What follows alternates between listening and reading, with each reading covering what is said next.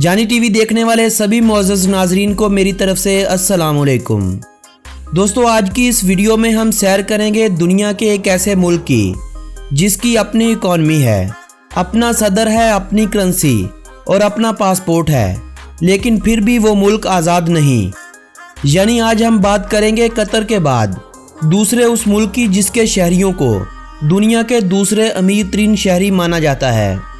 जी हाँ, ये बात हो रही है मशरकी एशिया के एक मुल्क की जो चीनी सरहद पर मशरिक की जानब से एक साहिल के करीब वाक़या है। सिर्फ 105 मरबा किलोमीटर रकबा और है एक मुल्क का नाम मकाओ है। मकाओ जिस पर अरसा दराज से पुर्तगीजियों का कब्जा रहा है, आज चीन के ज़ेरे इंतज़ाम है।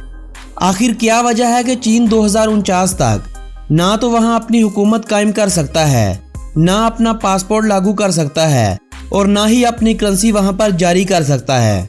आज की इस वीडियो में हम आपको दुनिया के छुपे हुए इस मुल्क के बारे में सभी बातों से आगाह करेंगे जिनके बारे में उर्दू ज़ुबान में आपको कोई भी वीडियो देखने को नहीं मिलेगी।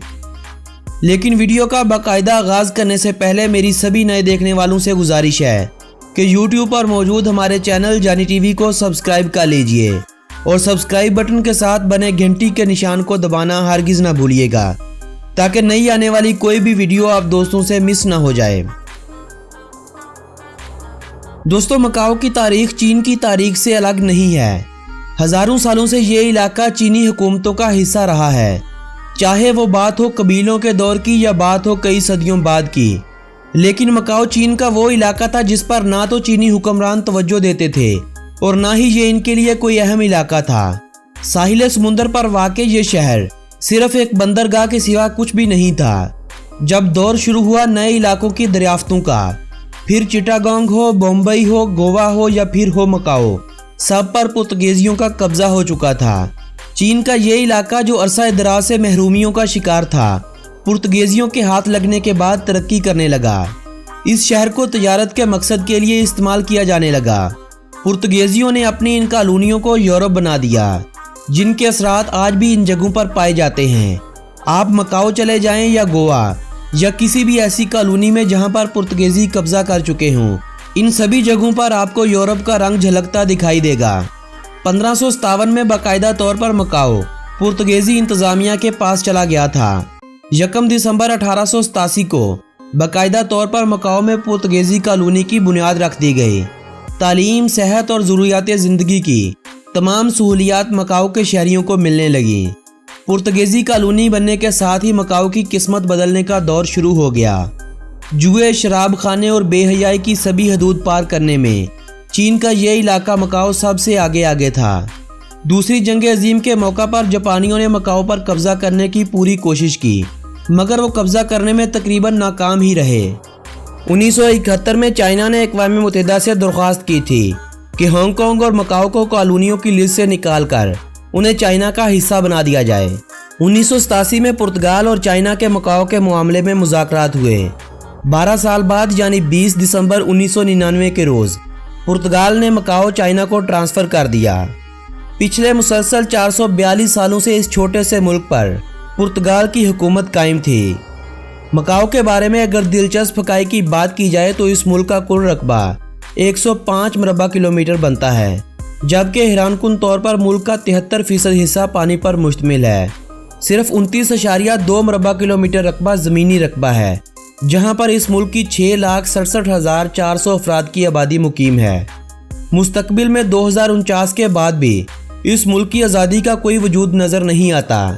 या तो ये इसी तरह से एक मुल्क और 2 निज़ामों के ज़रिए चलता रहेगा या ये चाइना में ढल जाएगा। इस बात का फ़िलहाल कोई हतमी फ़ैसला नहीं किया जा सकता। हाँ, अगर इस मुल्क को आज़ादी मिल जाती है तो ये मुल्क अपनी आबादी के एतबार से दुनिया भर में 163वें नंबर पर शुमार होगा, जबकि रकबे के एतबार से ये दुनिया भर में 190वें नंबर पर शुमार किया जाएगा। और अगर इस मुल्क को आज़ाद मान लिया जाए तो ये दुनिया का सबसे गुंजान आबादी वाला मुल्क होगा, जहाँ फ़ी मरबा किलोमीटर में बसने वाले अफराद की तादाद 21,000 से भी ज़ायद हो चुकी है। चीन के ज़ेरे इंतज़ाम ये शहरनुमा मुल्क इस वक्त दुनिया के अमीर तरीन ममालिक में शुमार होता है। मकाओ की इस वक्त कुल GDP 78.1 बिलियन US डॉलर है, जबकि कतर के बाद इस मुल्क के शहरी दुनिया के दूसरे अमीर तरीन शहरी शुमार होते हैं, जिनकी फीकस मजमूई आमदनी 1,15,123 US डॉलर है। कई लोगों का ख्याल है कि लास वेगास ही कसीनो का सबसे बड़ा अड्डा है, मगर आप ये बात सुनकर हैरान रह जाएंगे कि मकाओ का दारोमदार कैसीनोज और सियाहत के अलावा दूसरी किसी भी चीज पर नहीं है। मकाओ में चलने वाली करेंसी को पताका कहा जाता है। इस करेंसी का इस्तेमाल इस मुल्क में 1977 में शुरू हुआ था और इसकी वैल्यू को हांगकांग डॉलर से जोड़ा गया था। आज इनका एक पताका 17.54 पाकिस्तानी रुपयों जबकि 8.63 इंडियन रुपयों के बराबर समझा जाता है। गैम्बलिंग से मकाओ हुकूमत हर साल इतना मुनाफा कमाती है कि 9,000 पताका यानी $1,200 अपने हर शहरी को अदा करती है। जो दूसरे ममालिक से आकर इस मुल्क में मुकीम है उनको 5,400 पताका यानी $670 US अदा करती है। मकाओ को 1557 में पुर्तगाल ने चाइना से लीज पर पोर्ट के तौर पर लिया था। 1887 में मकाओ यूरोप की सबसे पहली कॉलोनी बनी थी और 1999 में चाइना को हैंडओवर करने के बाद इसे यूरोप की सबसे देर तक कायम रहने वाली कॉलोनी माना जाता है। चाइनीज और पुर्तगाली जुबान को इस मुल्क की सरकारी जुबानों का दर्जा हासिल है। इनके अलावा कैंटोनी और पांतवा जुबान का इस्तेमाल भी इस मुल्क में होता है।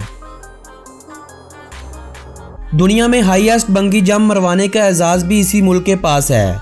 मकाओ में मौजूद मकाओ टावर पर बंगी जंप मारने की सेटिंग की गई है, जहां से छलांग लगाकर जमीन पर पहुंचने में 764 फीट गुजारने होते हैं। दोस्तों, पिछले साल लास वेगास के 135 कसीनो का जब मकाओ के सिर्फ 49 कसीनो से मुकाबला हुआ तो पता चला कि इस साल लास वेगास में कसीनो की मद में हासिल होने वाली कमाई 6.4 बिलियन US थी, जबकि मकाओ में 28 बिलियन US रिकॉर्ड की गई, यानी लास वेगास से 3 गुना से भी ज्यादा कमाई मकाओ ने इस साल की थी।